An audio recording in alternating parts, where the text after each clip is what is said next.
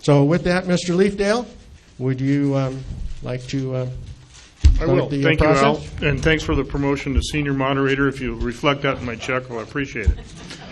Good evening to everybody, and thanks for coming out. I really appreciate it. As Al just shared with you, I'll be the moderator tonight. But before I introduce the candidates, I'd like to explain to you a little bit more about the forum. We used this forum in 2008 for the council campaign. We thought it was successful, and the feedback we got back from the candidates at that time is that it was good for them and challenging. So tonight we're using that format again. And it's unique, as Al told you. It's different from the forums that we had and that we've attended. And I think there's been, this is the 9th or 10th time for you, this campaign, to do this type of a venue. My hat's off to you. It's got to be grueling for you. At any rate, the Santa Clarita Community Council got together and we came up with 10 questions. And we believe somewhere 5, 6, or 7 of those will be asked tonight. And as Al said, we provided each candidate with the questions approximately 2 weeks ago. We're hopeful that they did research, perhaps as constituents and those of us that are going to vote. Their preparation will be a reflection to us on how they'll do their job as a council person if they're elected. And with that, I think it's time to introduce the candidates. First candidate from left to right is Bob Keller, then John Hatami, Lori Ender, Ed Colley, and Tim Ben Boydston. Now that they've been introduced, Bob, you'll have 2.5 minutes to introduce yourself and talk about yourself. And thank you very much. Can you hear the microphone if I leave it where it is? Okay. Well, ladies and gentlemen, I'm a 33-year resident of Santa Clarita, raised in the San Fernando Valley, came out here in '79, and probably got involved with the community with the old Canyon Country Chamber of Commerce many years ago. And one thing leads to another. Next thing you know, you're on the board, and I was the president of the Canyon Country Chamber. And it's just kept evolving into more and more activity and involvement with the community.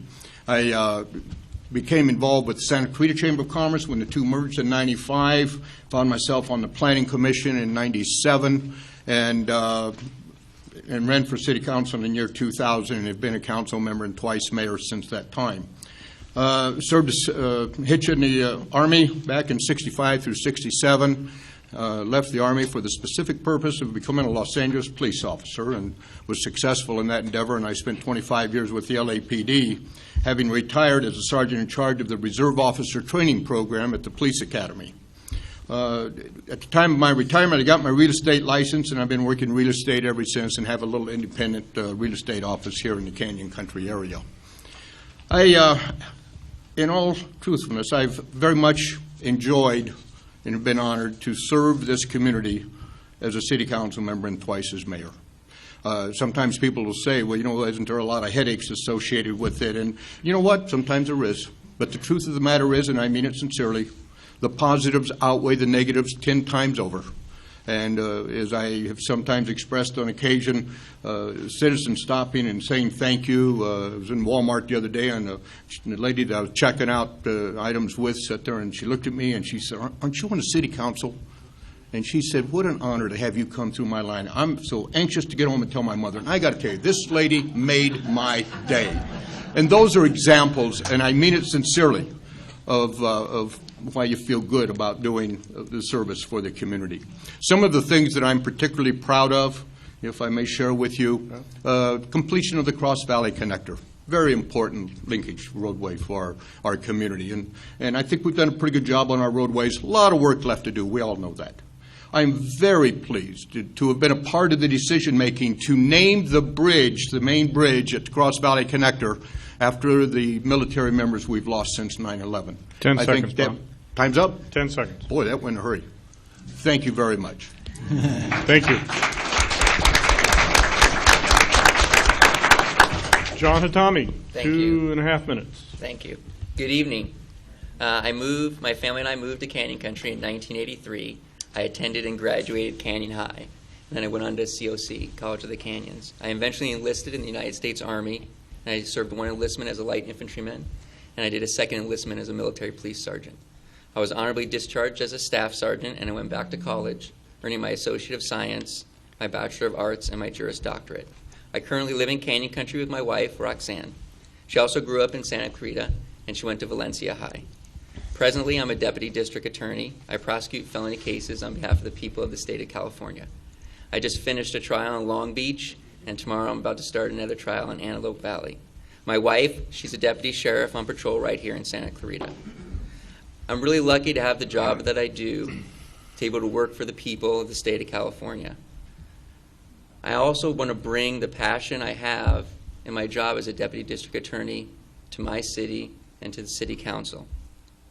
I've been endorsed by the Association of Deputy Sheriffs in Los Angeles, and I recently was endorsed by the Los Angeles County Firefighters. Public safety is a passion of mine, and I want to bring that to our city. I do believe that we do need a new police station. I really believe we need two. One here in Canyon Country or close to Canyon Country, and another one as proposed by the Board of Supervisors. I also believe that we have a serious heroin problem in Santa Clarita. It's a problem that I think more people are learning about, but I think still a lot of us don't know about it. And I think we need to do a lot to try to address that issue. We also have a gang problem. It's not a major gang problem as they do have in Compton or they have in Antelope Valley. But if we let things like drugs and gangs grow here in Santa Clarita, it's like a cancer. So I believe we need to address those issues head on, proactively, not reactively. If you want somebody new and somebody young, somebody who really wants to make a difference, somebody full of energy, then vote for me for City Council. Thank you. Thank you, John. Lori, you're next. Thank you very much. My husband and I moved here almost 20 years ago with the hopes of raising our family in a safe community with excellent schools. We got involved with the things that most young families get involved in: Heart baseball, Warrior football, Indian Guides, and Vacation Bible School. But it was through my work in the PTA that I saw firsthand the impact and the value of community involvement. I served in many leadership positions in our PTAs, chaired 2 successful school bonds for our local school districts, and was appointed to the Parks Commission, where I served for 5 years. When I decided to run for a seat on the City Council over 4 years ago, it was with the goal to continue to give back to this community and to ensure our quality of life. After having served on the Council for 4 years, I have a lot to be proud of. We have delivered an on-time and balanced budget every year. We have improved programs for seniors and for youth. Our crime rate is at an all-time low, and we have excellent working relationships with our Sheriff's Department and our many other partners. We have seen the beginnings of the expansion of our local hospital and now have local control of our libraries, a move that keeps millions of our taxpayer dollars, your dollars, here in Santa Clarita. It has been an honor to serve you for the last 4 years. I very much appreciate you being here tonight. I want to thank Spence and your crew and Al for holding this forum, and I look forward to answering the questions. Thank you. Thank you, Lori. Ed Colley, your turn. Good evening. Shortly after my 18th birthday, I joined the Army. I was a cryptologist at the height of the Cold War, serving on the East German border for most of that time. Later on, I got my bachelor's degree in electrical engineering and decided to join the Air Force as a commissioned officer. While in the Air Force, I did a great many things, including earning my master's degree. And I served most of my career as a space systems engineer. But about 1995, my wife and I decided to retire, and we moved ourselves and our 6 children to what I think is arguably the best place in the nation to raise a family. Santa Clarita Valley has a lot to be proud of. We have great schools, we have a very low crime, and it's a community that I'm proud to have adopted to call home. I became involved in the community almost immediately after moving here. I've been involved in a great many clubs, organizations, charities, and ultimately about 10 years ago, I decided to run for public office because at that time, there was a gentleman on the Castaic Lake Water Agency Board of Directors whose wife had actually filed a lawsuit against that agency and he insisted that he should be sitting in on closed session where they were discussing the strategy to work against his wife's lawsuit. I thought it was inappropriate, and so I put my name in, and I defeated the incumbent in that election. I've been privileged to serve on the Castaic Lake Water Agency now for, again, nearly a decade. I've been asked to serve on the Commission of Disabilities by Supervisor Antonovich for the county as well. I've been teaching your children for the last 17 years, a job I absolutely love, and I look forward to the possibility of serving you on the City Council. There's an awful lot to be done. The mega mine out on the East End here is huge. It is a major, major problem. We have to get that defeated. We have to work on the chloride problem. We're standing to lose $200 to $500 million of your money on a project that is just nonsense. There's a great many issues, and I look forward to asking for your vote on April 10th or by absentee, and hopefully I can help serve the citizens of Santa Clarita and keep this the great place it is. Thank you. Thank you, Ed. Tim Ben, you're up. I'd like to thank the Santa Clarita Community Council and the Elks Club for hosting this forum this evening. I'm Tim Ben Boydston, and I'm running for City Council, and I'm here to ask you for your vote tonight. But there's one other group that I want to thank the most, and that's all of you. It may sound trite, but it's not. We are sitting here in front of this great flag of the great United States of America. And the reason we're sitting here is because of citizens like you. Whether you're here or whether you're going to watch this on tape, you, the citizens, have taken the time to come out here and spend a portion of your life to learn about the candidates, to see which one of us is the most qualified to represent you. I take that as a sacred trust. I believe what Abraham Lincoln said when he said that our government is a government of the people, by the people, and for the people. Our government is for you, and we are here to represent you. And the reason I'm running for City Council is because I don't believe, with the exception of Bob Keller, that your City Council is representing you. When I was on the council and served 16 months, I was honored to be sitting in that seat, honored to be listening to your problems when you came before the council. I would listen, and I would study the heck out of each thing that you brought forward, look at both sides, and know that issue before I rendered an opinion. After I left the council, I thought that I might be able to continue to do that. Unfortunately, that was not the case. When I went around town and began to represent neighborhoods that just called me up and said, Tim Ben, can you come out and help us? Can you meet with us and help us because we have a problem? We would take that to the council together, and unfortunately, they began to put up roadblocks. They began to do things like moving public comment, which was at the beginning of the meeting, to the end of the meeting, showing that they didn't think it was that important. And public participation dropped by 60%. They didn't want to listen to you. With the exception of Bob Keller, they did not want to listen to you, and they have not been listening to you. And I hope to change that. I will be the representative that will represent you and listen to you. May God bless you, and God bless the city of Santa Clarita.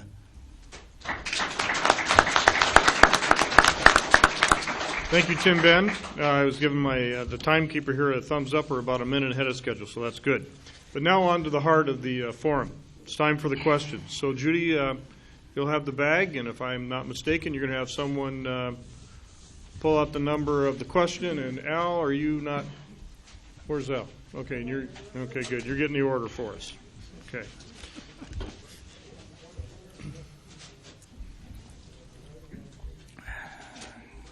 Question number one. Okay, question number one. I'll read the question. Everybody will get a chance to hear it. In 1994, the City of Santa Clarita Youth Master Plan was created to address concerns about drug abuse and gangs. Now, nearly 20 years later, the programs implemented have not succeeded. We continue to struggle with the same issues. What would you do to address the array of issues facing youth, including but not limited to drug abuse and gang?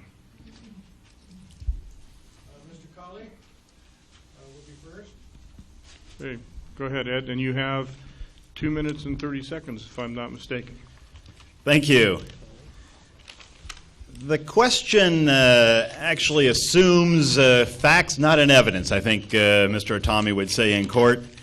To say that the programs have not succeeded may not be the whole truth. I suggest to you that we will always have some societal issues. We are never going to have 100% success. To suggest that these programs that we have implemented have done nothing to curb the problems that our youth face is simply not true.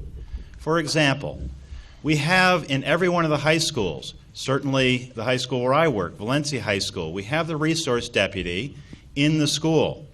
That resource deputy is unbelievably valuable in helping us to curb the use of drugs and other types of just poor decisions that our teenagers sometimes make. So that is a wildly successful program that we need to continue. We have many other charities. The Action Program, while their client base continues to expand, they are working very hard on the youth that come to them, and they're very successful in getting the kids that are there turned around. And so, again, to say these programs are not successful is simply not true. We're not going to be perfect, and I think there may be more that we can do. I am always looking for opportunities for every one of our agencies and our governmental agencies to work together. Even the Water Agency has gotten involved in scholarship programs and education of our youth, and every little bit helps. I oftentimes tell parents that your child absolutely needs to be engaged in some positive activity. Every child in every high school needs to pick being in band, being a cheerleader, being in sports, something. I explain to parents all the time that it's those kids that are floating out there with no smaller community to call home that are the ones that are most in danger of these kinds of problems. Thank you. Thank you.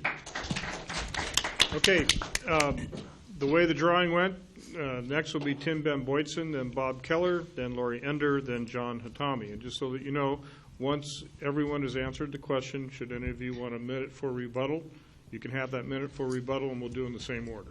Okay? All right. Thank you, Spence. Tim Ben Boydson is up. Yes. I would have to say that if our programs were working as far as drugs go, our children would not be dying of heroin overdoses. We have an incredible, serious problem with drugs and gangs in our community. There are 3 things that we can do to address those. The first one is law enforcement. Law enforcement needs to be there so that we can put away the bad guys. We need to be able to put away the guys that are dealing the drugs. We need to interdict in the process of the drugs when they're coming in to the valley. This is a law enforcement, and our sheriffs have been doing a great job, but we need to give them the resources to do even a better job. We have got to put the bad guys away.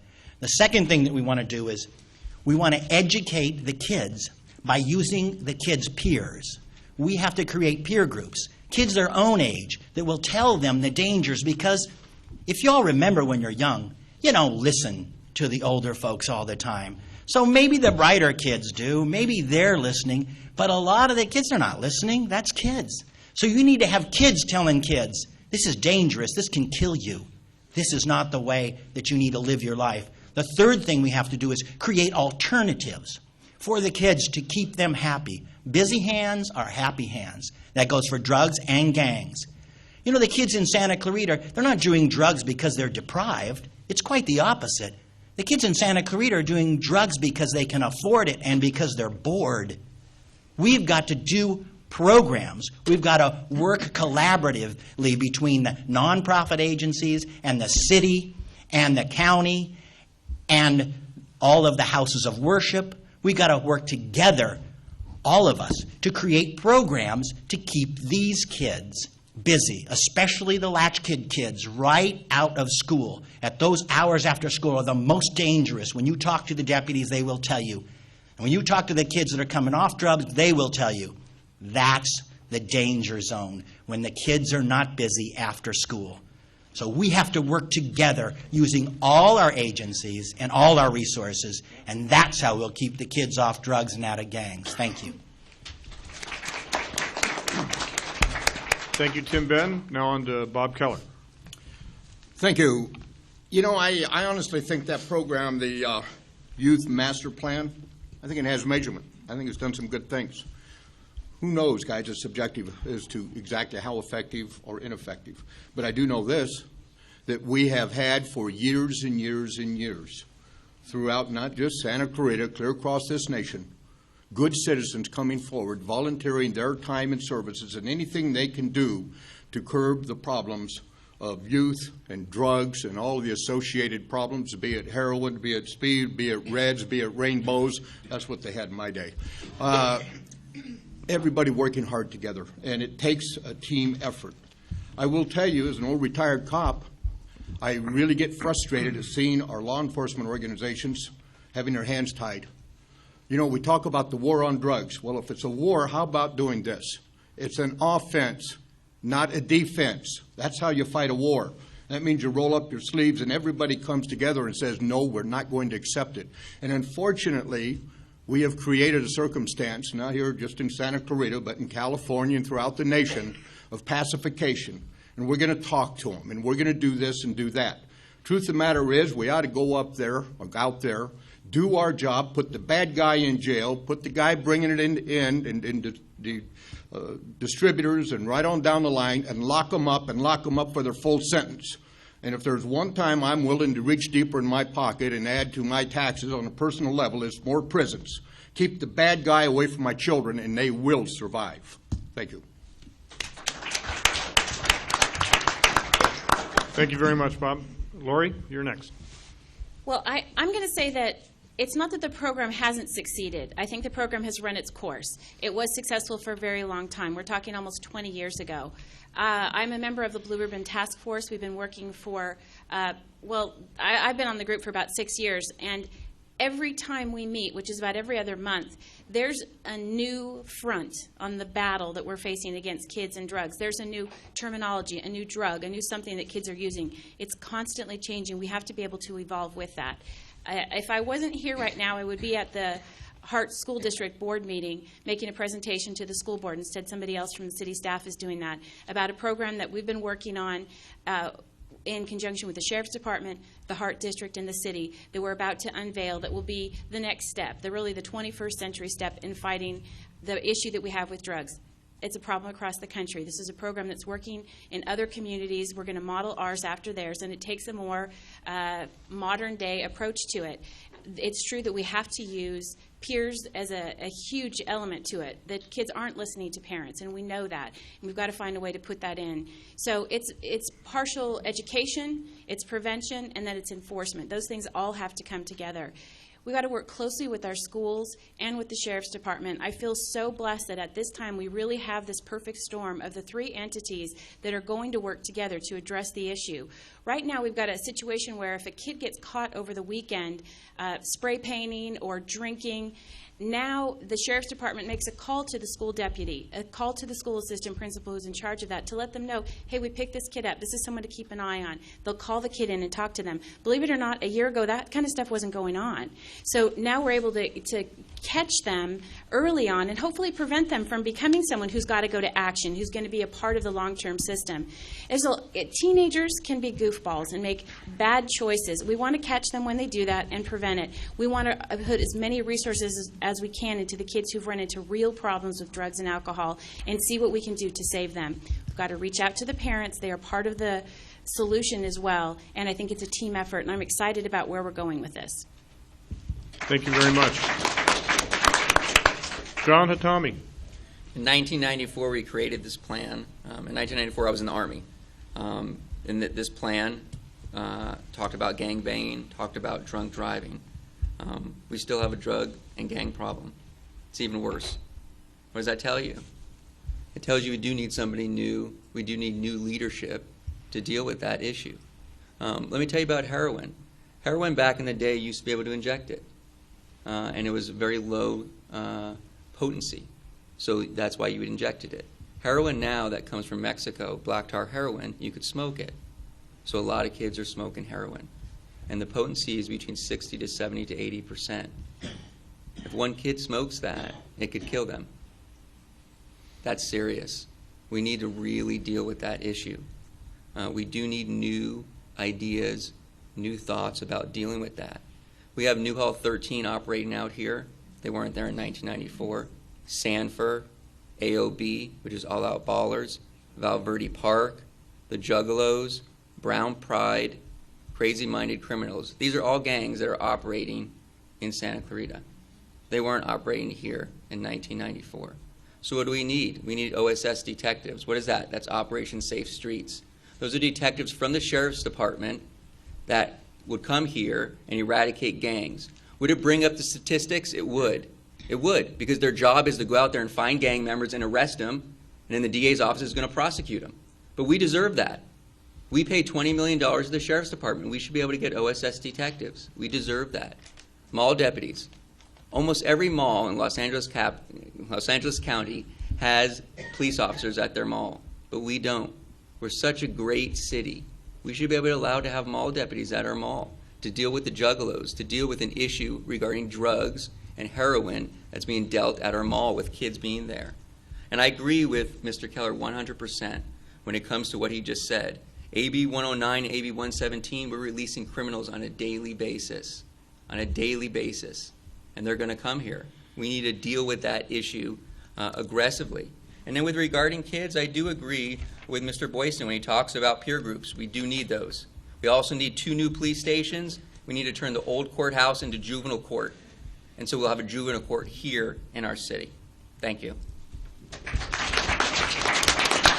Thank you, John. Okay, each one of you are entitled to 1 minute of rebuttal, should you choose to do so. And we will start that with Ed Colley and use the same order that we did before, which was Colley, Tim Ben, Bob Keller, Lori Ender, and John Hatami, just to refresh your memories. Thank you. The ideas that are presented by the other candidates really do kind of boil down to stay the course, do what we've been doing. We've talked up here about law enforcement. Absolutely. Law enforcement is a critical element. Peer education. We are doing peer education in the high schools. We have high schoolers going down and talking to the junior highs and elementary schools as well. That's going on. Those programs exist, folks, and they need to continue. The idea that other candidates have suggested, the busy hands, absolutely. As I suggested, it is critical that we have opportunities for our kids. The many nonprofits, clubs, the school activities, all those things play a critical role. One other thing that's not been said is that we have to make sure that we keep marijuana dispensaries and that kind of thing out of our city to the maximum extent possible, because that is a gateway drug, and that will cause problems for our children. Thank you. Tim Ben? I think this subject has been covered. I will not belabor this point. Bob Keller? Same. Lori? I'm excited about the fact that this has been a hot topic in our forums that we've had. I mentioned this at our Blue Ribbon Task Force meeting last week, that I feel as a group, the Blue Ribbon Task Force has been very successful because we've gotten our point across. We have developed heroinkills.org, a website that gets a lot of traffic. We had a heroin symposium that had hundreds of people in attendance. We've got buy-in now from the media that's covering this issue, and I think we've done a great job of bringing this to the forefront. People were saying, I didn't know we had this problem, and now they're talking about it. So I'm proud of that, because I think that's a step in the right direction. As a community, it's going to take all of us from each of our own perspectives to chip in from wherever we are, from our churches, our temples, our schools, wherever our positions are in the community, and work together on this. And I think it's a great thing that we're all talking about it. Thank you, Lori. John? One quick thing I just like to add is we do have a lot of two-career parents in Santa Clarita, and we have a lot of single parents in Santa Clarita. And a lot of them aren't able to see what their kids are doing when they're at work or when their kids are coming home from school. So you know what? Canyon Country deserves a community center. We really do. That's been talked about 4, 5, 6 years ago. Canyon Country deserves a community center. All the communities deserve a community center to help with that. Thank you. Thank you, John.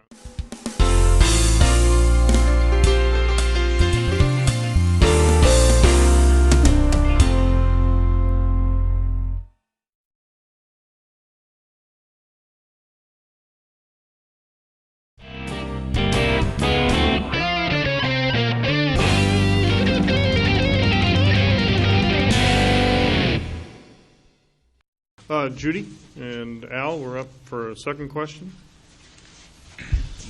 Okay, candidates, question number 10.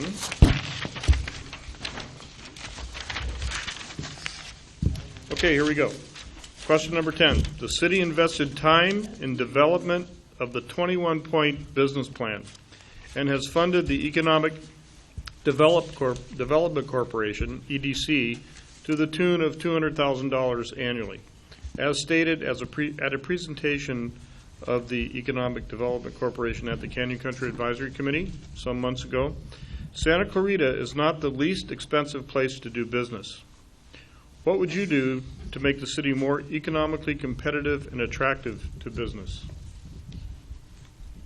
Lori's number one. Okay, good. Would you go ahead and start? Sure. One of the goals that I had this year as mayor was to update our business plan for progress. We had called it previously the 21-point plan, and we were one of the few communities really in California and in the country to be proactive enough to look at where we were with the economic downturn and realize that as a municipality we needed to address it. We needed to reach out to our partners in the community.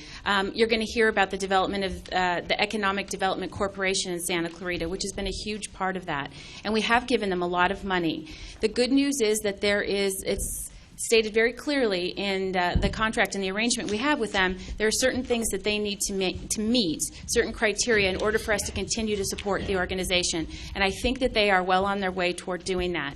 As part of developing our business plan, we want to continue outreach to the film community. Filming in Santa Clarita brings lots and lots of money into Santa Clarita. So we want to continue to extend some permit breaks for them and to make it easier for them to come film here. And then certainly, and I'm kind of skipping ahead, one of the other questions is about the job housing balance. We realize that being a barista at Starbucks does not afford you the luxury of purchasing a home in Santa Clarita for the most part. That's not enough of a salary, and we need to create some higher paying jobs. We have been successful in working with Boston Scientific and expanding their business, extending the contract with Princess Cruises, which is one of our largest employers, and continuing our outreach to other companies like that will create high paying jobs. Certainly with the expansion of Henry Mayo Newhall Hospital, we're going to see some more high-paying jobs. They've already increased their nursing staff by almost 30%, and those are terrific jobs. Those are affording people to live here, and that's what we need to continue to do. So we're going to, as part of our Economic Development Subcommittee, which Bob Keller and I sit on, continue to look at what we can do, working with our partners, which is the Valley Industry Association, the Chamber of Commerce, and the EDC, to attract businesses, retain businesses, and promote business in Santa Clarita. Thank you, Lori. Okay, just so you know, the rest of the rotation will be Bob Keller, Ed Colley, Tim Boydson, John Hatami. So, Bob, your turn.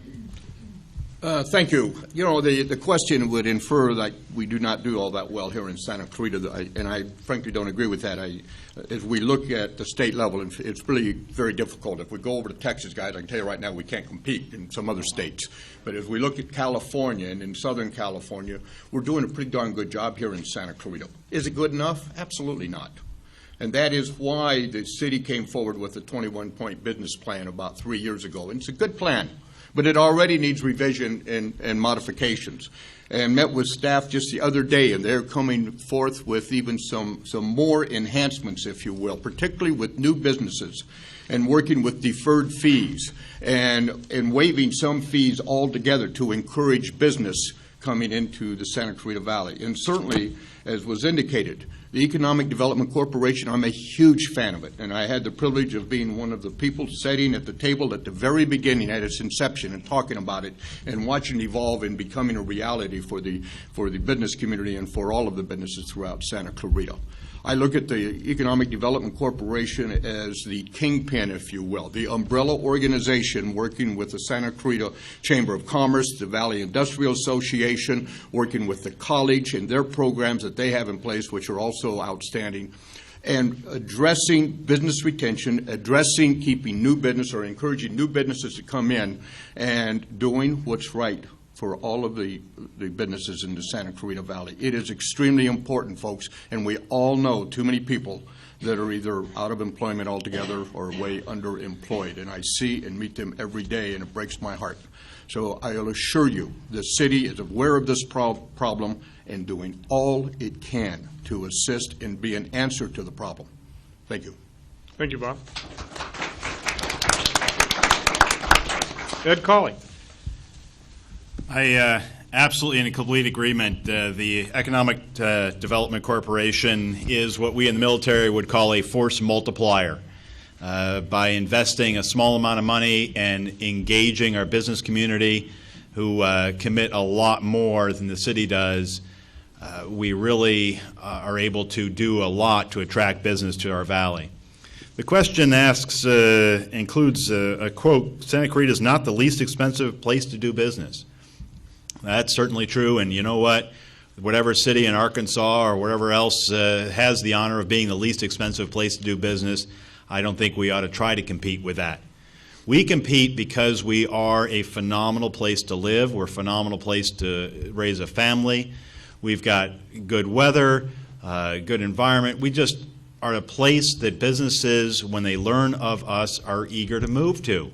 So we need to encourage our state legislature to get out of the way of businesses, and we need to do all we can to get the word out that the welcome mat is out, that we encourage businesses from outside of our community, from outside of our state, to come here, and we can be competitive. What is also important is that we not create a situation in this valley that has happened, say, in the Antelope Valley, where you have two cities in basically the same location that compete against one another. There, they end up bidding away advantages that really help no one in the Antelope Valley.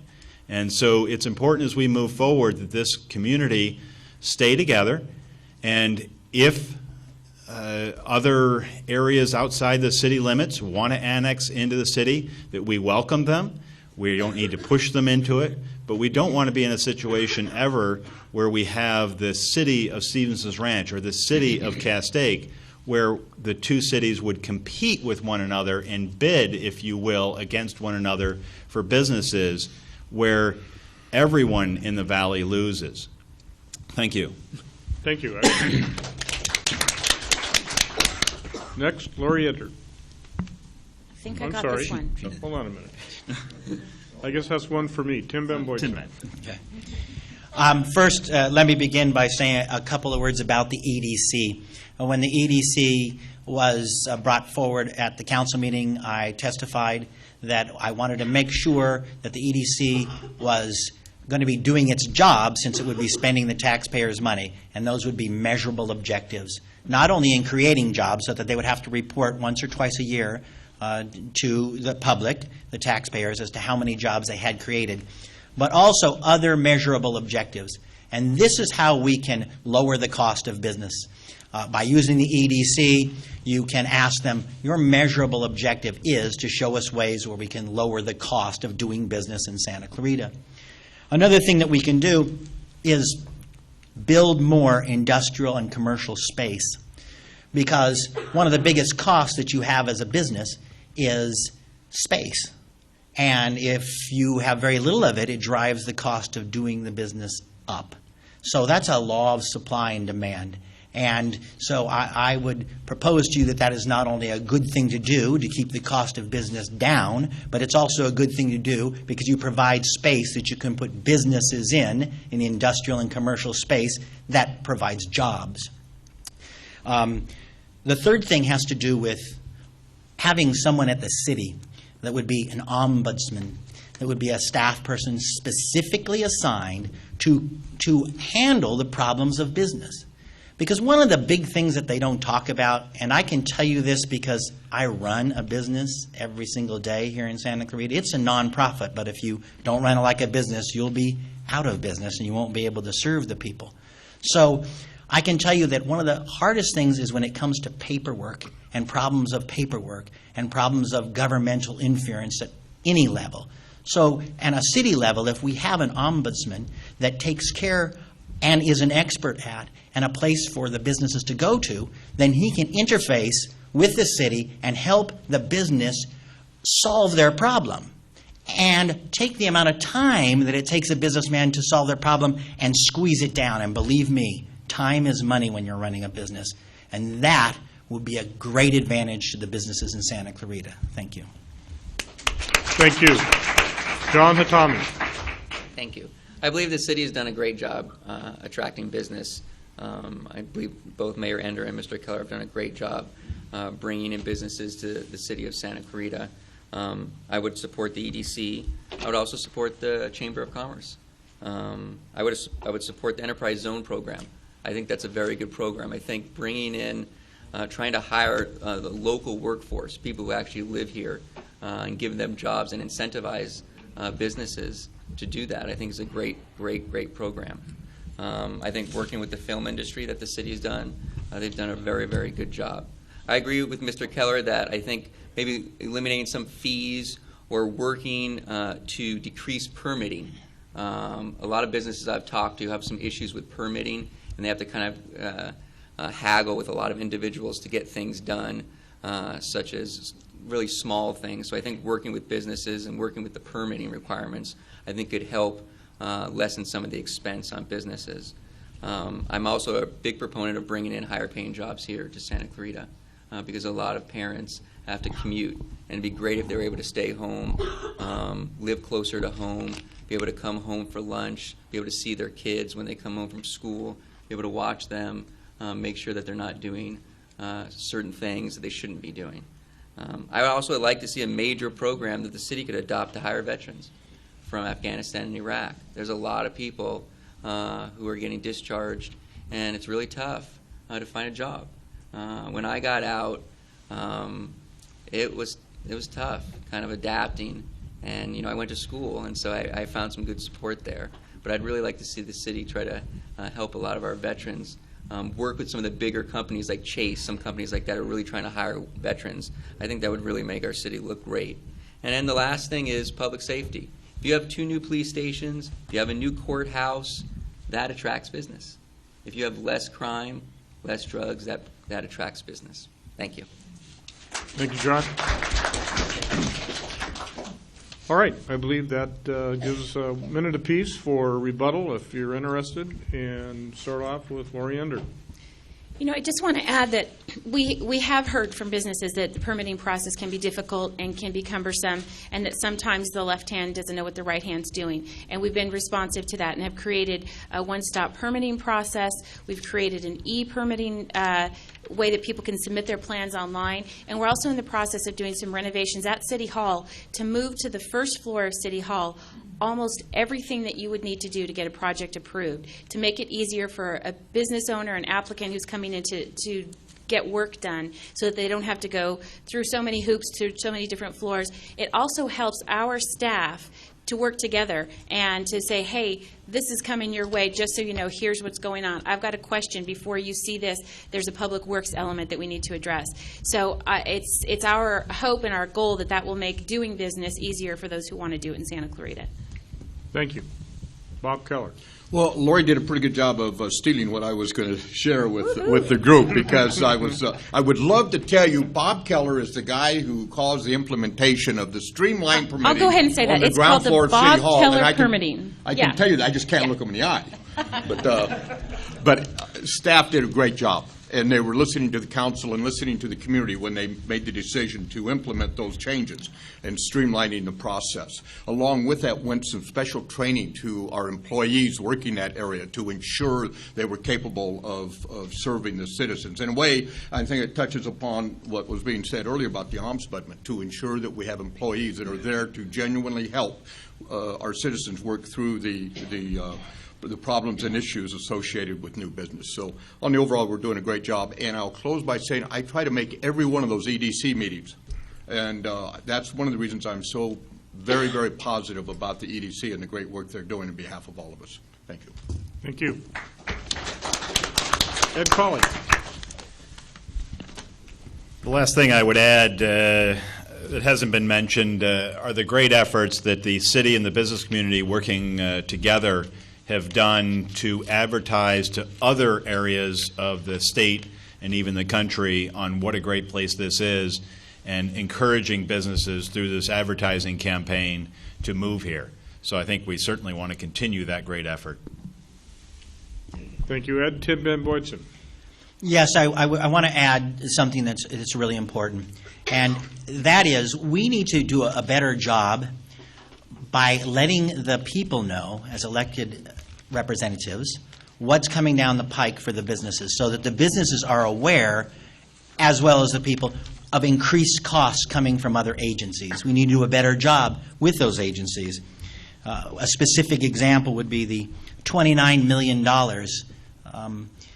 The $29 million the sanitation district just put on that two of our city council people sit on, and now Lori Ender is on that committee, and so I would love to hear from her how she is going to help us avoid that $29 million, which was going to require new taxes to do.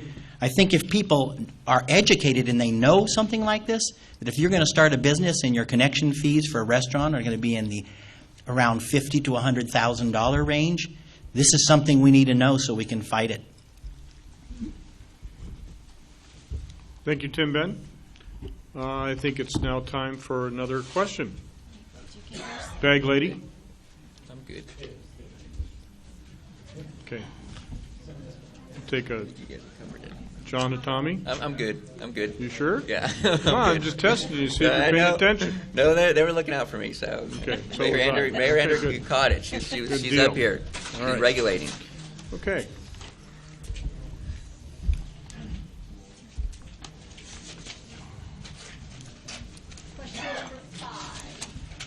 Question number 5. A key component of the city's general plan is the creation of villages with walkability and easy access to amenities. Since the incorporation of the city has consolidated recreational activities to a limited number of facilities. What would you do to change the current practice in order to promote individual community identity and involvement? Start off with Ed Colley. Thank you. The current facilities we have some really great things. The aquatic center, the activity center, located somewhere near the middle of our city. In working with the Castaic Lake Water Agency, where I am currently a director, the city has created Central Park that we lease to the city for, I believe, $1 a year or $1 per acre. I don't know. It's not a great deal of money, but we have the cooperation that I've been a long time advocate of and certainly love. I agree that we need to maybe shift our focus a little bit from these large centralized facilities, which are of value and are a great thing, and look to build some more smaller community parks and that sort of thing. We also need to expand where we can our network of trails.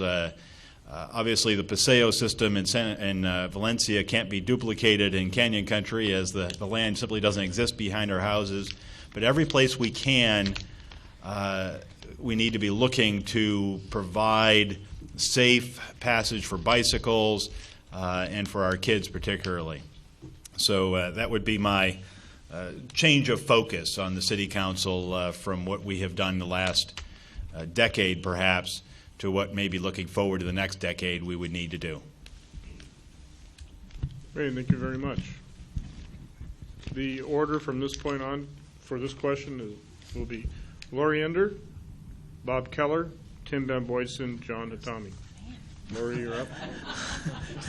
Man, poor John. Just before you start, in case you're keeping score, it's 2 for Al and 2 for me. So, go ahead. I'll be honest, this question was a little bit confusing because there's a few things going on in here. What I will say is that since the city was incorporated, we haven't consolidated parks. We've built parks and opened parks, and we've put them all across the community. And the thought behind the parks has always been that you will have a pocket park or a neighborhood park in your neighborhood. It might just be an open space, might have a swing set, that kind of a thing. And then you move out, and serving a bigger neighborhood, there will be a larger park. And then you have regional parks that serve the entire community.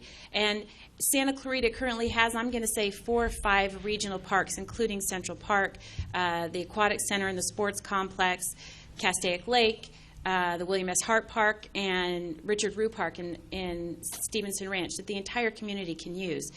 I'm sure that everyone realizes that Central Park is not finished, neither is the Activity Center and the Aquatic Center area.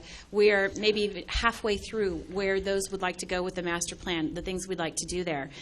In 2007, while I was still on the Parks Commission, we completed a master plan for parks and did a lot of research, hired a terrific consultant who looked at best practices in other communities, where we were per capita with regard to open space, trails, tennis courts, swimming pools, you named it, to see where we are lacking. Surprisingly, one of the biggest deficits that we have is tennis courts, public tennis courts. So that's something that we're aware of that we're going to need to provide.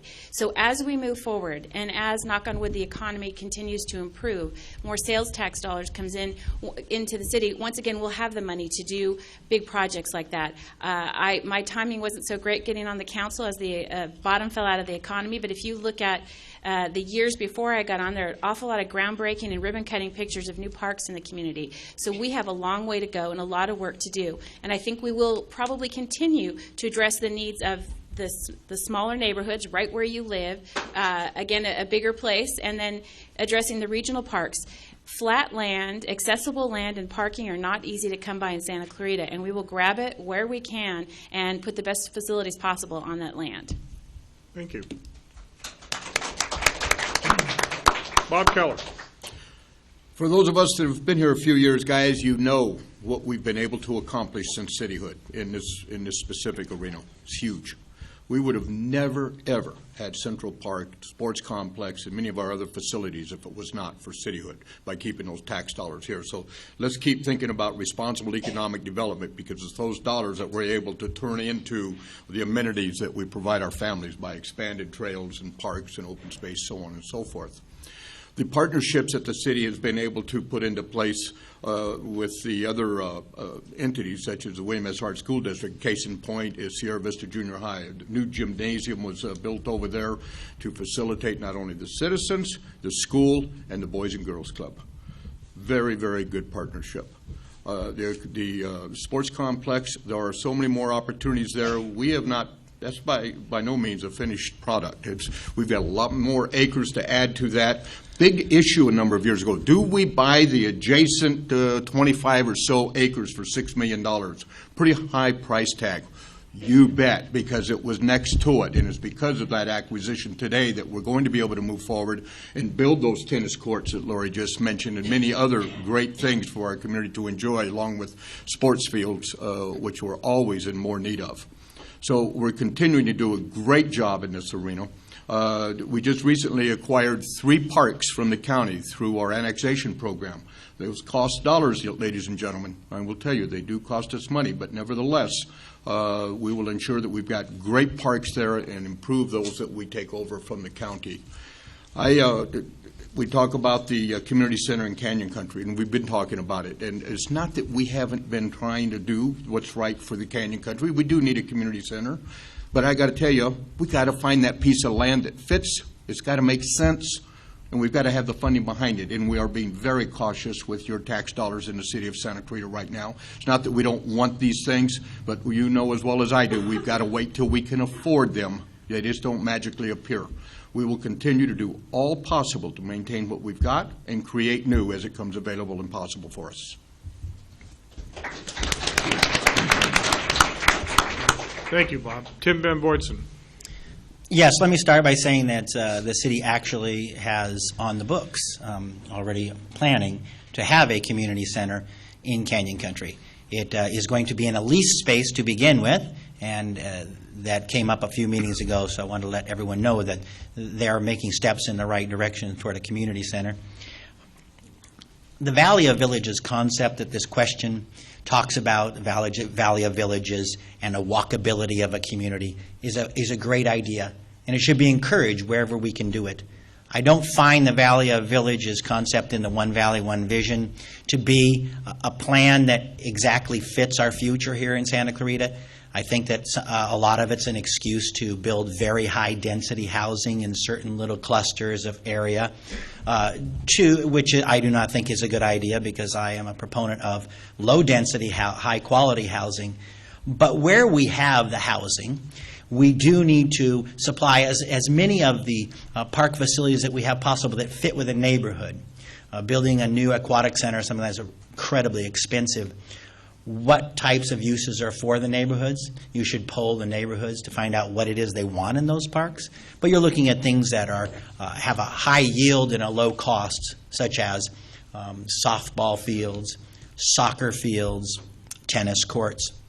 And along with that, then Parks and Rec can create different groups of people from the neighborhoods to create leagues that the kids can play in together on those particular facilities. So that's something that you want to look at as far as a cost benefit. To say that we have to build really expensive facilities, all of a sudden we don't have those kind of resources, and it's inappropriate to do so. In Santa Clarita, as much as we'd like to say we're going to be able to walk everywhere, we are a suburb. That is not going to happen.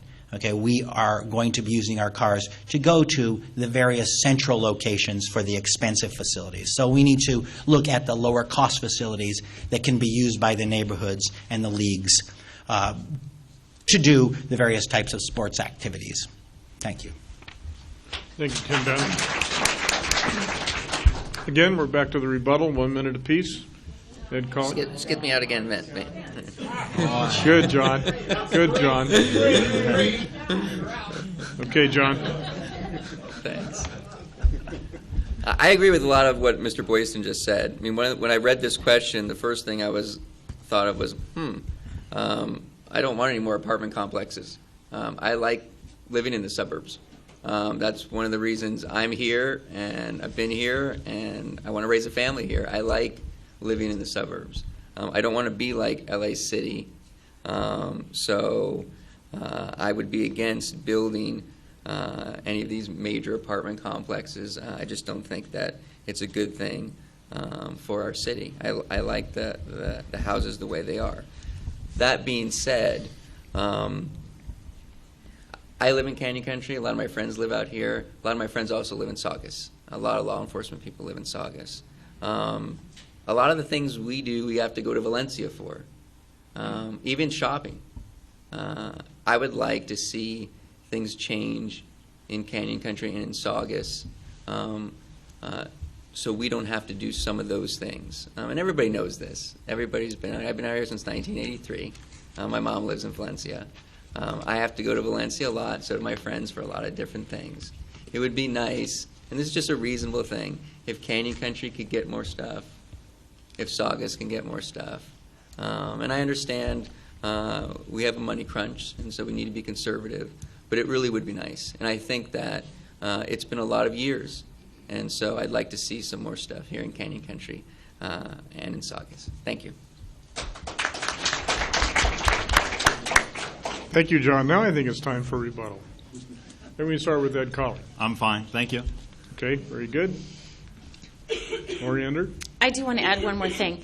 The discussion about the community input, which is so important. I think it was in 2005, the city finally had money to do something with what is now Todd Longshore Park.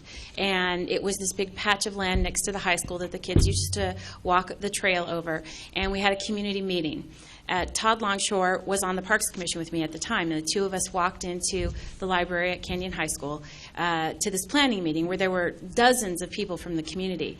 And Todd and I were discussing how far we could level the land down and how many football fields we could put end to end and maybe add some baseball fields in there. He was a youth sports guy, just like I still am, and we had this vision of what it was going to be.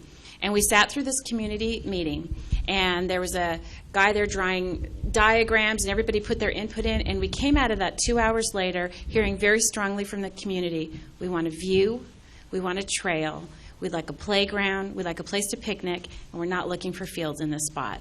And it was a fascinating process. It was a great experience for me to see that firsthand, and if you've been to the park, it's exactly what it is, and it's really aptly named for Todd. Thank you, Lori. Tim Ben Boydson. Yeah, I'm going to see if Mr. Hatami wants to my minute. I'd like to yield it to him because he's getting the short end of the stick at time again. You're afraid and he it was may not not- planned, John, okay? Are you afraid he may not get one otherwise? I don't know, okay? I just thought there might be something going on. No, I'm kidding. What I want to do is I do want to add something, but I want to turn the question on its end and say what we need actually in a concentrated facility, if I may, since I have the time and I get to talk. So I think what we would like to have, what we really could use with a large amount of space, and perhaps at Central Park, is a city-run, city-built softball tournament area. If you know adult softball and you know that the revenues it can bring in from sports tourism, it would be a great thing. But I don't want to build it for some private company so that they can make a lot of money off it, because I'm not really into, as you know, corporate welfare, such as we have with the privatization of our libraries. Thank you.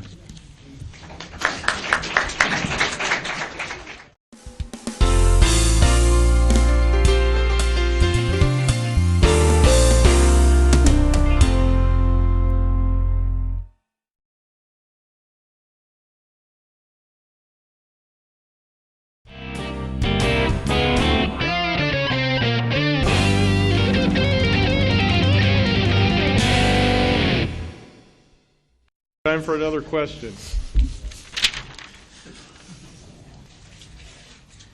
Question number 3. Question number 3. Go to your playbooks. All right, question number 3.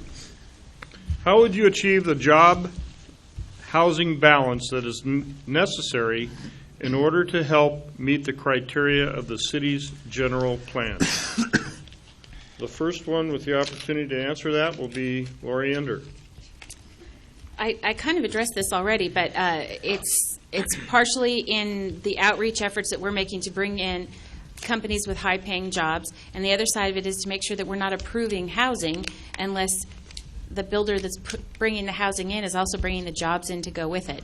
So we have seen, obviously, a real slowdown in the approval process. I think since I've been on the City Council, I think Vista Canyon Ranch might be the only thing that we have approved, and I know that we ran them pretty hard over and over through the mill in order to get them to the point where we were satisfied with that. So this is really critical.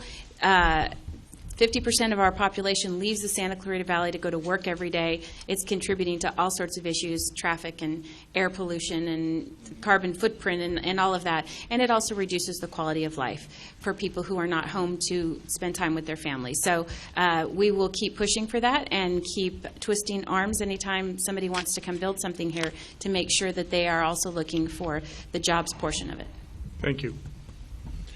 Okay, the order from here on out for this question, number 2 will be Bob Keller, number 3, John Hatami, and my goodness, the curse upon the moderator has been broken. Then his colleagues, and then Tim Ben Boydson. You probably won't get Bob, your you're time up. this time. Okay, I'll simplify it. Let's get Needham Ranch completed. Let's get that one going. That's about 8,000 jobs for Santa Clarita residents. The goal is two jobs per household. It's not an easily attainable goal, but it is what we need to do. We're not there yet. It was indicated that we're about 50% of our folks leave this valley for employment elsewhere. That's true, but about 6 years ago it was 65%. So we have improved, and it's because we've had some of the industrial commercial centers built. It's unfortunate, ladies and gentlemen, we would have had Needham Ranch a number of years ago, and that was one that was absolutely shut down by the environmentalists. And I hate to see that, because a lot of families suffer as a result of that. And that's that project, by the way, that comes off of now Newhall Ranch Road, kind of goes in a westerly direction, wraps around the backside of Eternal Valley, and dumps out onto Sierra Highway in that proximity. Along with that was about 400 or 500 acres of open space that would be contributed to the city had that gone through. But again, 8,000 jobs that we have had not been able to fulfill because of that being delayed. And now the economy is kind of got it held up. But these are the things that we have to work against. We have got to continue to do all we can to create jobs here in Santa Clarita, and I think we've discussed that fairly well already. Thank you very much. Thank you, Bob. John Hatami. Number 3, this question affects me, and it affects a lot of my friends. Everybody knows we have more houses than jobs out here, and a lot of people, like myself, have to commute. If we had a courthouse here, a lot of things could happen. 1, it would bring a lot of jobs to the city. 2, we can become our own judicial district, and we wouldn't have to travel outside the city to do jury service. A lot of places around the courthouse would come, a lot of businesses. So that would be really great for a lot of people to have a new courthouse. 2 new police stations would be great. It would help a lot of people here in the city. A lot of people who commute can't watch their kids when they get off of school. I was raised by a single mom, and that's the same thing. I mean, I was idle. I was a pretty good kid and had some good people around me, but that's a big issue. And so we really need to bring in more high-paying jobs here into the city of Santa Clarita. We need to work with some of the businesses and companies that are already here and see if we can bring in some startup businesses who launch some businesses here in Santa Clarita. We need to work with the EDC, like I said. The Enterprise Zone, I believe, is a great program because it incentivizes businesses to hire the local workforce. We need to support our industrial parks. We also, like I said, need to work on trying to hire veterans. We really need to do that. And lastly, we need to work with the county and really monitor new housing developments outside of our city, because these housing developments affect the job market and affect a lot of us in the city. So we really need to pay attention to what's going on with that, because that really affects the jobs and really affects the housing. Thank you. Thank you, John. Ed Colley. Mr. Tommy talked an awful lot about the potential for creating government jobs. My focus would be on creating private sector jobs. I think that's the most important thing that we can do. And really, as a couple other speakers already mentioned, in question number 10, we talked an awful lot about the economic development and bringing businesses into our community. And we've spent a great deal of time talking about that, and I think that is the key. We need to encourage private sector growth, private sector jobs. We need to encourage the higher paying, higher tech jobs that so many of the folks in our community have the skills for. And so it's that kind of a white collar and higher paying jobs that I'd be most interested in attracting into our community. Thanks. Thank you, Ed. Tim Ben. Yeah, the jobs housing balance can only be fixed if you create more jobs or less housing. And that sounds simple, but it doesn't seem simple to the projects that have gone through here. Bob was excellent when he mentioned Needham Ranch, because that's was going to be all industrial commercial space. It's going to be a lot of manufacturing, light manufacturing in that space. Would have created a lot of high-paying jobs. On the other hand, Mayor Ender mentioned Vista Canyon Ranch. Now, Vista Canyon Ranch did not come up to the jobs housing balance, even the target set by the city. And although Bob did not vote on that project, Mayor Ender did vote on that project along with the other 4 people. And Vista Canyon Ranch has a lot of housing in it, and it's even got commercial space that they have the option to turn into housing if they can't fill the commercial space. It was in a good location to create something that would create high-paying jobs, but that's not happening. Instead, they are building high-density housing, which will gridlock Soledad Canyon between Sand Canyon and Sierra Highway. That whole section in there is going to be a mess, and they're going to put a bridge over there and dump more traffic on that, and they threw up their hands and said, oh, well, we just can't fix it. It's at failure, and we didn't, it wasn't our fault. It was going to be at failure anyway. And the city was okay with that. That's not okay. The people in the Canvas, Linda Vista neighborhood think they got cut through problems now. Wait until they build all that. That was not good planning. And they want to put a Metrolink station over there, even worse. What we needed to, and what we should have done, was to create space for jobs. And we should have we should have recruited a large company. Where are the large companies that this city hasn't recruited yet? We need to work on that. The county did a great job. They brought in, the Disney studios right up here in Placerita Canyon. That's an example of creating a lot of jobs that are going to pay well enough for the people to live here, to be able to work there and live here and pay for a house. That's a good example. But we are not doing a good job recruiting. And that is something that the council should be working on. That is something I can help with. 9 years in commercial real estate, that's something I used to do. I'd be happy to do that. Thank you, Tim Ben. If anyone cares for rebuttal, we'll start with Lori Ender. No, thank you. Okay, Bob Keller? Just very quickly, and I actually appreciate what John Tommy was saying, having to do with another judicial district out here.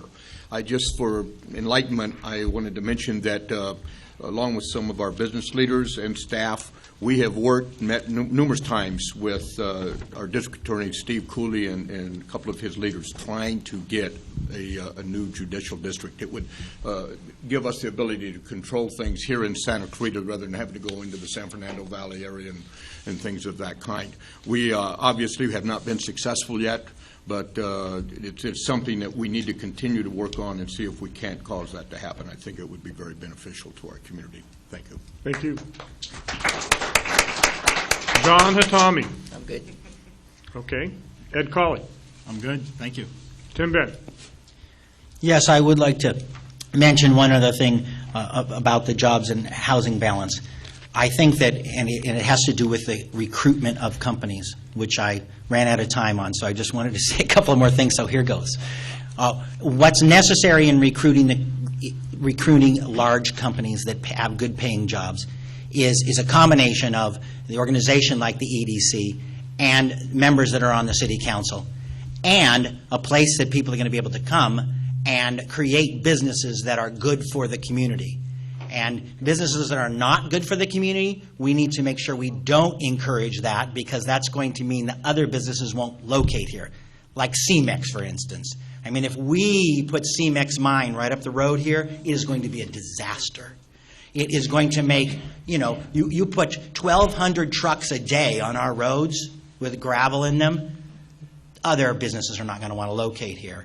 If our children can't breathe because the particulate count is twice what the government says is healthy for us, people are not going to locate here. So, thank you, Tim Ben. Thanks.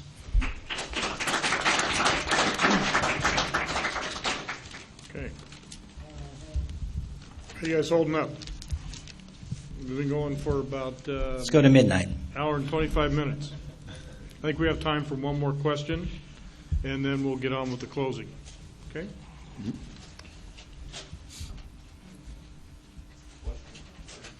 Question number 8. Question number 8.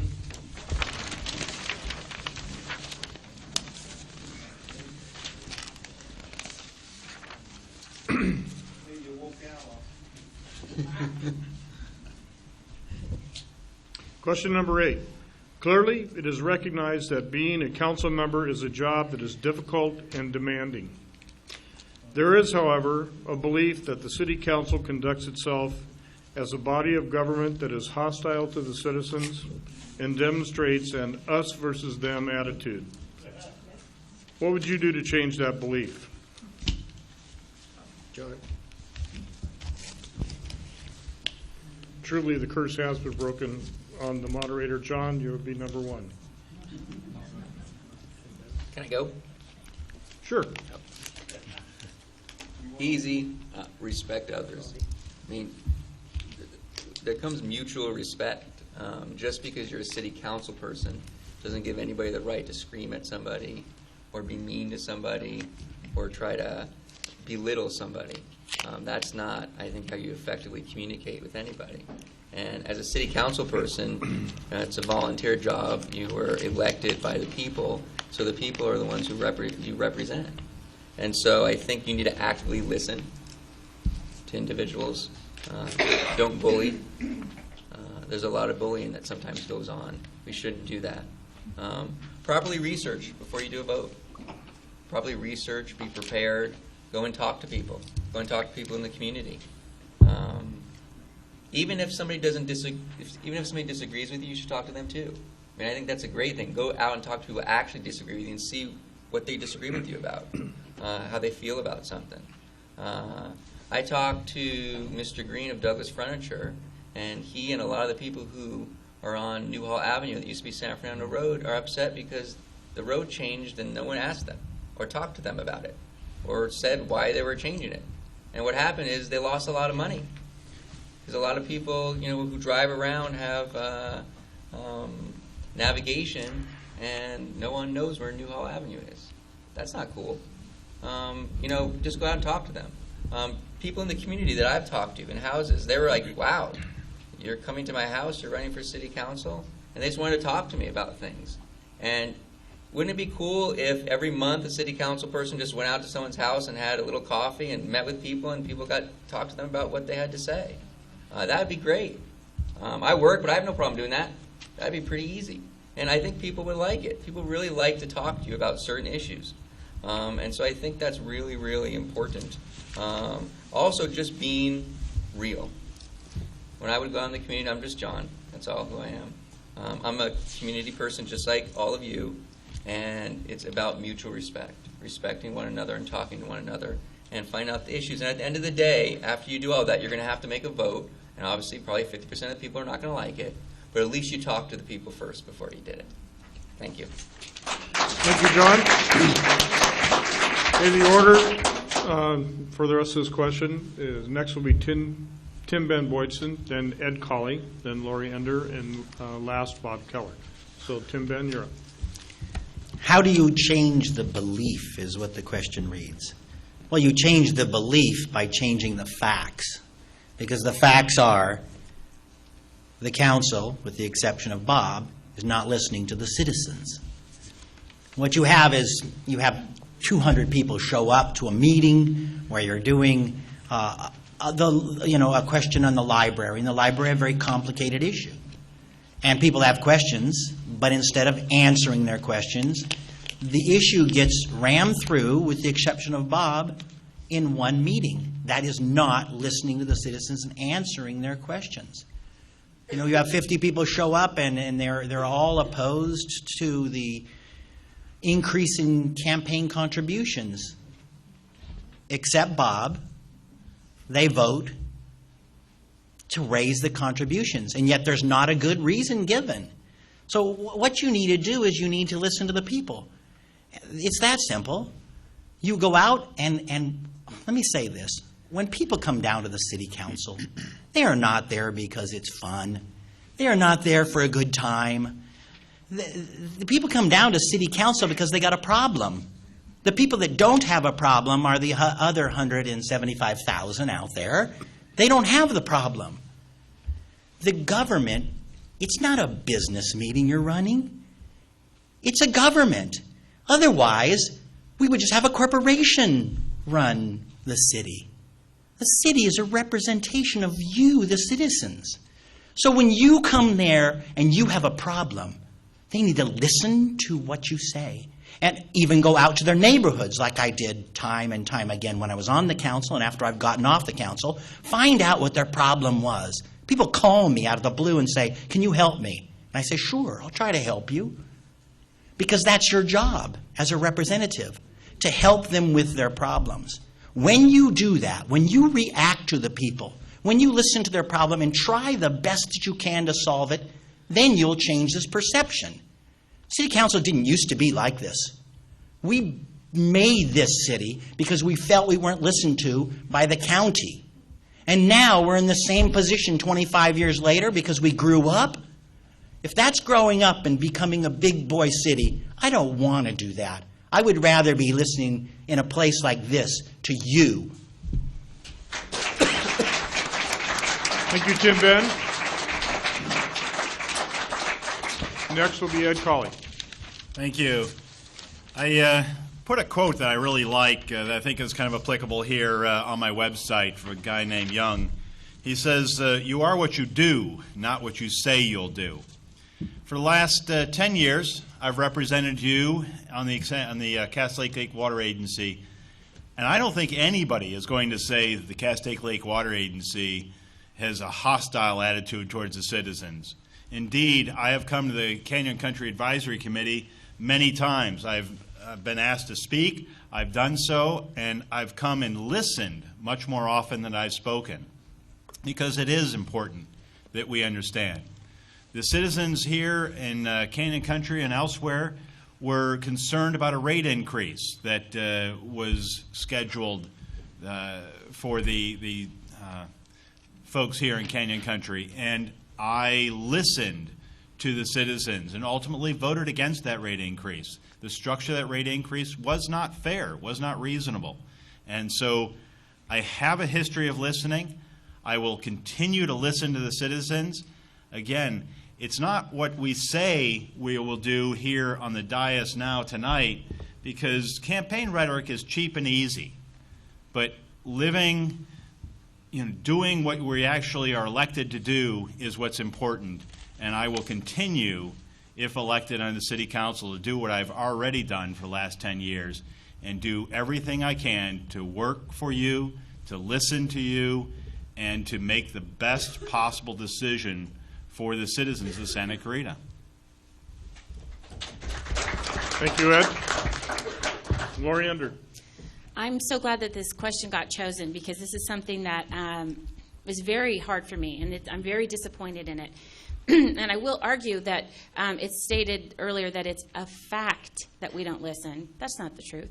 It's the perception that we don't listen, and that's what bothers me. How can we change that perception? And I'm not sure what the means is to do that. And I don't know if it's having a town hall meeting like this that doesn't have a format and just a back and forth kind of conversation.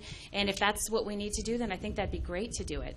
I don't feel any hostility toward anyone in a city council meeting or towards anyone in this room. I feel scared sometimes, and I'm awfully glad I have a sheriff's deputy to walk me to my car. But I don't feel any hostility towards anyone, and it's really hard when there's hostility aimed towards me. There were some scouts that came to a meeting a couple months ago, and they sat through the city council meeting, and they came in the next day to meet with me, and they had questions they had to ask. The only thing they wanted to talk about was, how do you handle people like that? And it was so surprising to hear from these 8th grade kids who had picked up on the fact that there was this thing going on in the room. That was heartbreaking to think that 8th grade Boy Scouts realize that this situation exists. I would love to address it. I would love to try to make it better. It's hard because I come in here and I'm honest and I'm saying how I feel, and I get hissed at. And that's the difficult thing. I would love to fix this. I would love to address this. I do listen to people and talk to people all the time. It just, maybe it's the people that are in my neighborhood and that I come into connection with. And I would love to try to improve that throughout the council. I can't control the behavior of my fellow council members, only my behavior. And so I'm glad this came up. I'm glad we're able to have this discussion. I would love to see this improve. Thank you, Lori. Thank you very much. Bob Keller. I share it's a little, I don't like having a question posed like that. I mean, I'm not knocking the question. It's just said that there's a perception of not listening. I think probably the best way in is, what can I do? I would propose that I can do what I have been doing for a dozen years. Listening to the people, having eye contact with you, making an informed decision, and hopefully never have anybody think that Bob Keller is not doing what's right and is not listening to the people, because I do. That's what I intend to continue doing, ladies and gentlemen. Thank you.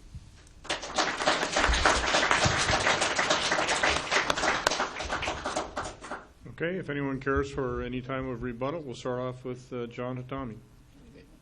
He's good? Okay. Tim Ben? Yes, I want to address it. I have to address it. It's why I'm running for office. I don't know what perception Ms. Ender is having a problem with. I know that a group of citizens called me up and asked me, hey, come on down and help us because they're building this giant building in our neighborhood and we just want it to be smaller. They didn't say we didn't want to build a building. Can you come down and help us? And I said, sure. So I went down, walked some picket with them, talked to them about how to interface with the city.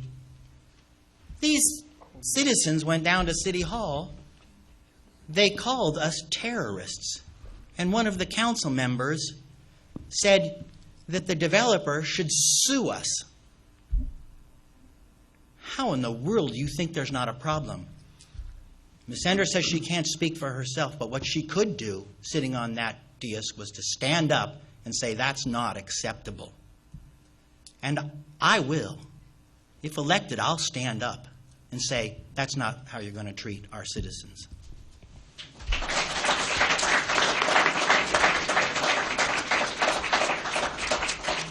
Ed? No, thank you. Lori? Well, I need to. They didn't call the people terrorists. One council member did. I happen to serve on the council with two men who are very outspoken about the things they believe in.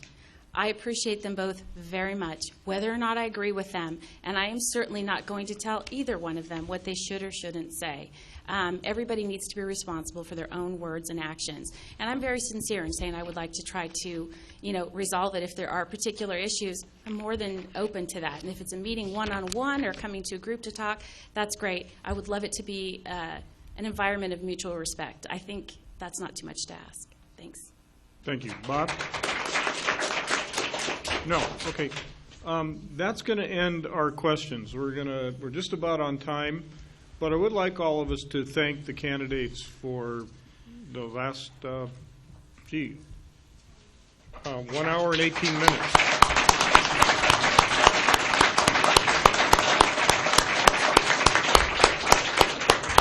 Okay, with that, let's get on to the closing statements. And just a little bit of housekeeping as far as that is concerned. You'll each have 2 minutes to close. And the way that you will present your your closing, or the order that you will close in, will be reverse alphabetical order of your first name. Okay, so to make it easy for everyone, well, you're the teacher, Ed. Tim Ben Boydston, Lori Ender, John Hatami, Ed Colley, Bob Keller. That's the order that will go. Now, Bob could have argued for Robert in there. I'm glad somebody figured it out. Okay, 2 minutes. We'll begin with Tim Ben Boydston. Thank you, Spence. I want to take a couple of minutes at the end here, and I'm going to do something a little bit different because this is about our 8th forum. And some of you have, I think, been to most of them. And I just want to take a minute to talk about why I wear this lapel pin. When we were attacked on 9/11 by terrorists that wanted to kill what's going on here tonight, it affected all of us. So I want us to remember right now the men and women that are all over the world that are serving in all the capacities that they do and risking their lives and giving their lives. Somebody asked, why do I wear that pin? I put that on and I wear it almost every day since then, because this is a privilege that we get to do tonight, because today and tomorrow and the next day, somewhere in the world, someone is going to give their life for you. And I think it bears repeating occasionally.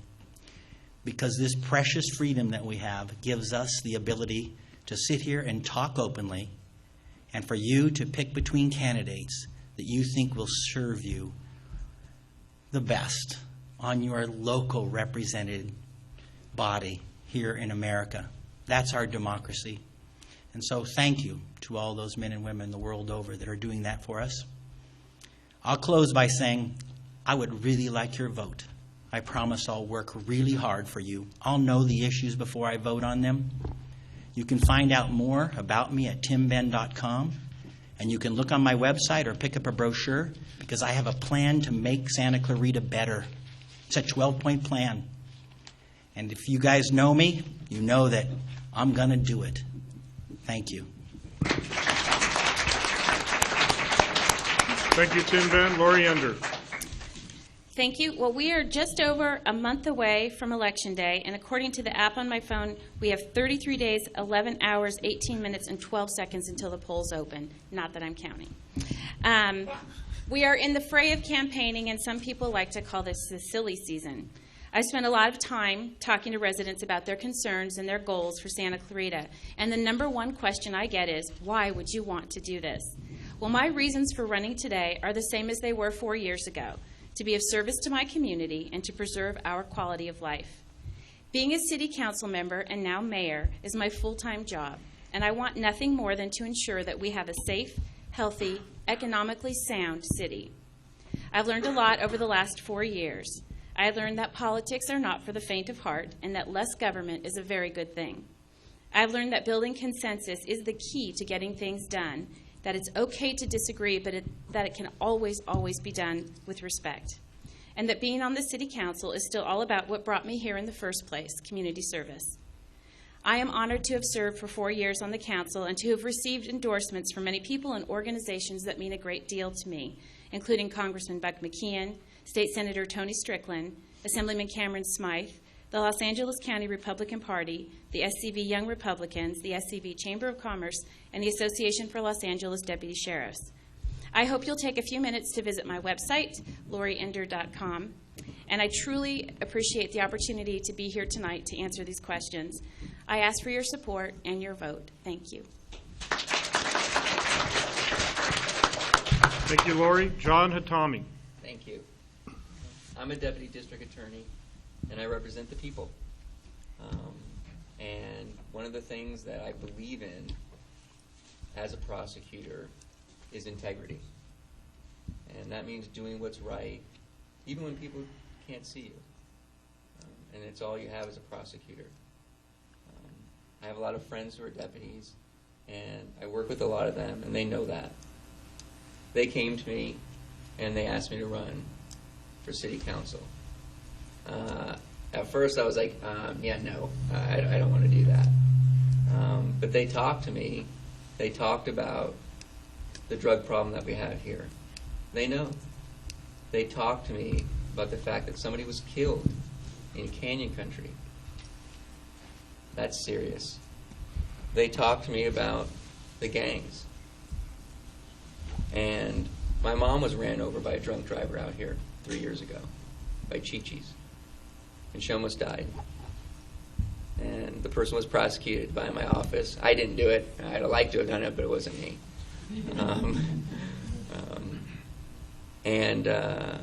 I moved home to take care of her. And victims know what it's like to be a victim of crime. And I love prosecuting criminals, gang members, child molesters. I really do.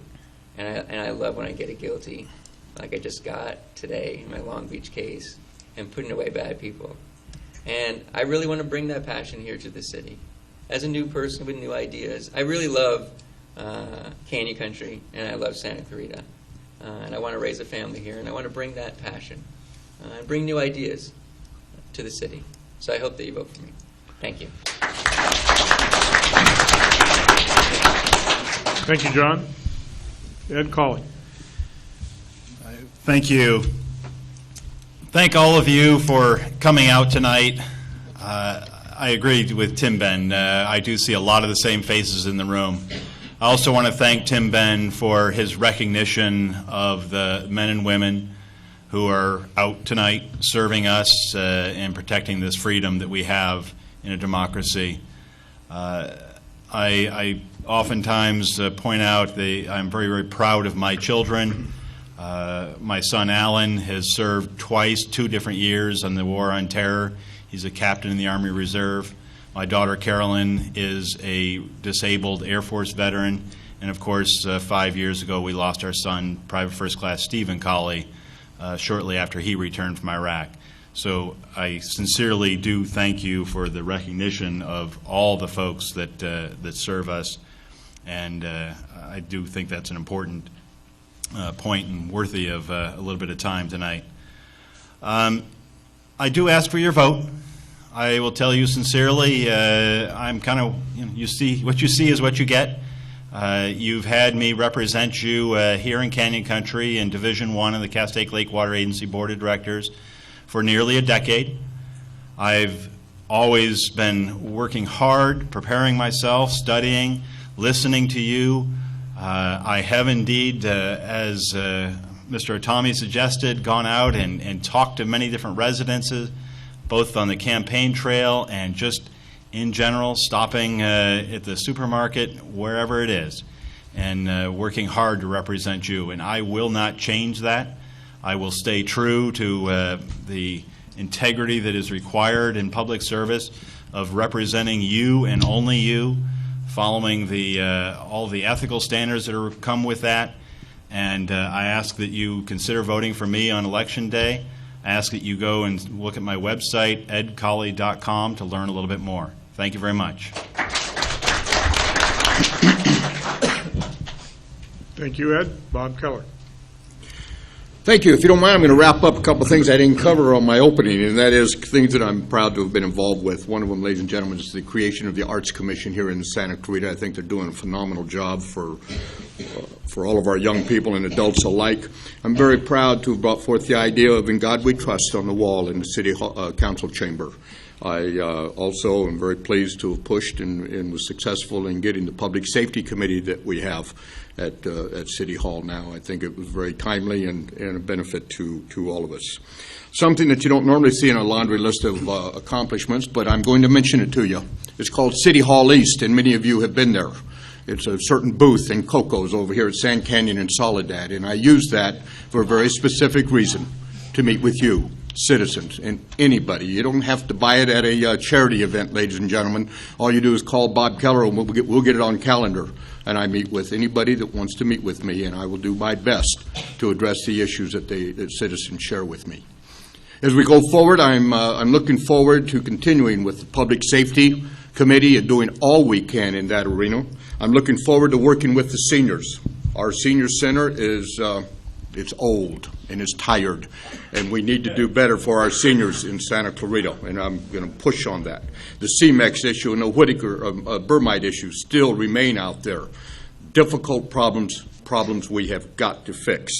In the back of the room, we have my campaign manager, Sharon Bronson, along with my wife, Kathy, and without their leadership, I'd be helpless out here, I will assure you, but thank you to both of you, of course. And on April the 10th, I ask for your votes. As a matter of fact, absentee ballots are coming out next Monday, so I know many of you vote absentee. I ask for your vote. I ask for you to go to bobkeller.com, and I would be so honored if you were inclined to do so, to add your name to those citizens that have taken time to endorse me. The list now exceeds 500. And with that, thank you very much. Thank you, Bob. Just a minute now. From the moderator standpoint, I wanted to thank each and every candidate for your participation tonight. Thank you for wanting to serve the citizens of the city of Santa Clarita. Your time with us tonight is valued and is most appreciated. For the audience, from this seat, as I looked out while you were listening, everybody was very, very intent. I didn't hear or see a lot of whispering or people conversing with each other.